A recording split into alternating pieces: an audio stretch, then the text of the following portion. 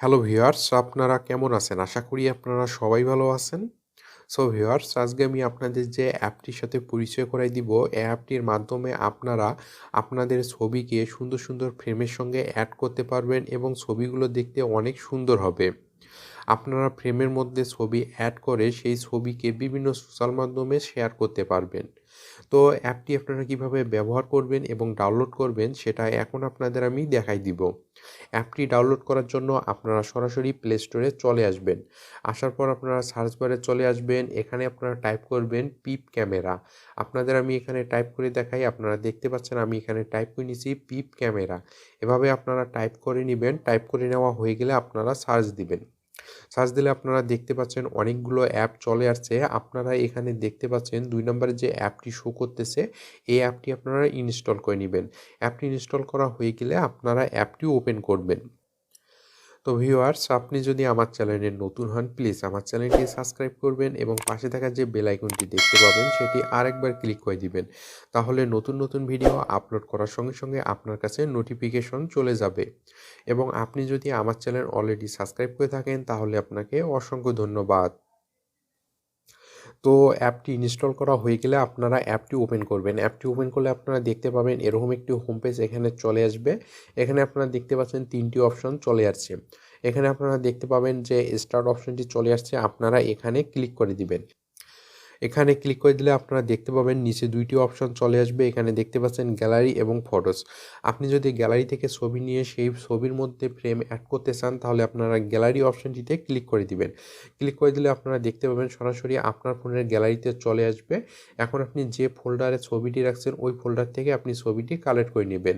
তো সাপোজ আপনাদের আমি দেখাই দেই, আমি যদি এই ছবিটিতে ফ্রেম অ্যাড করতে চাই তাহলে আমি এই ছবিটির উপর ক্লিক করে দেব।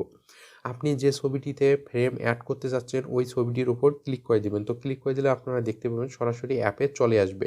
তো আপনারা দেখতে পাচ্ছেন সরাসরি কিন্তু অ্যাপে এখানে চলে আসছে। তো এখানে আপনারা নিচে দেখতে পাচ্ছেন পুনরায় ৩টি অপশন চলে আসছে। এখানে আপনারা দেখতে পাচ্ছেন একটি ফ্রেম অপশন আছে। আপনি যদি এখানে ক্লিক করে দেন, ক্লিক করে দিলে আপনারা দেখতে পাবেন নিচে কিন্তু আরও অনেক ফ্রেম চলে আসছে। আপনি এখন এখান থেকে যে কোনো ফ্রেম ইউজ করতে পারবেন। আপনি যে ফ্রেমটির উপর ক্লিক করে দিবেন তো দেখতে পাবেন ওই ফ্রেমটি কিন্তু এখানে চলে আসবে। তো দেখতে পাচ্ছেন এখানে ফ্রেম চলে আসছে।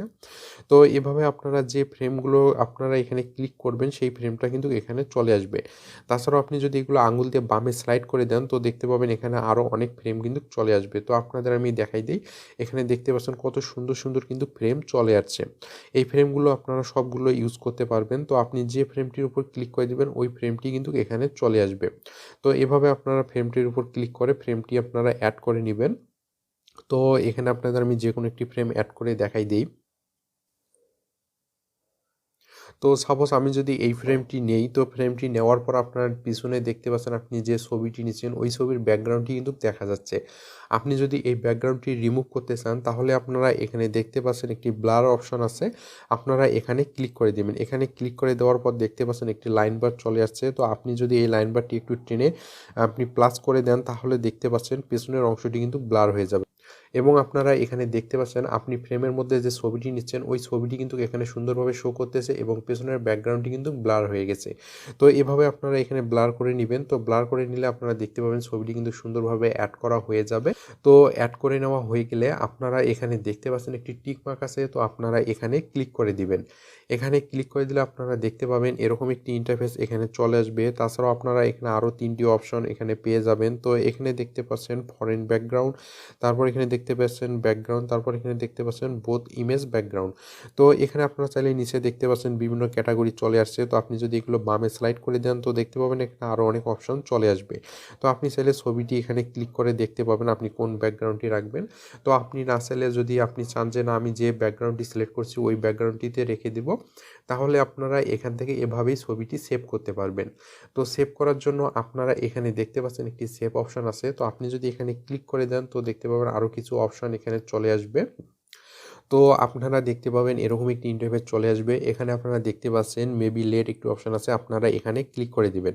তো ক্লিক করে দিলে দেখতে পাবেন এখানে অনেকগুলো অপশন চলে আসবে। তো আপনি যে ছবিটি এখানে এডিট করছেন সেই ছবিটি আপনি এখানে সরাসরি দেখতে পাচ্ছেন বিভিন্ন সোশ্যাল মাধ্যমে কিন্তু শেয়ার করতে পারবেন। তো আপনি যদি সরাসরি এখান থেকে শেয়ার করতে না চান তাহলে আপনারা এখানে দেখতে পাচ্ছেন একটি মোর অপশন আছে। আপনি যদি এখানে ক্লিক করে দেন তাহলে সরাসরি ছবিটি আপনার গ্যালারিতে কিন্তু সেভ হয়ে যাবে।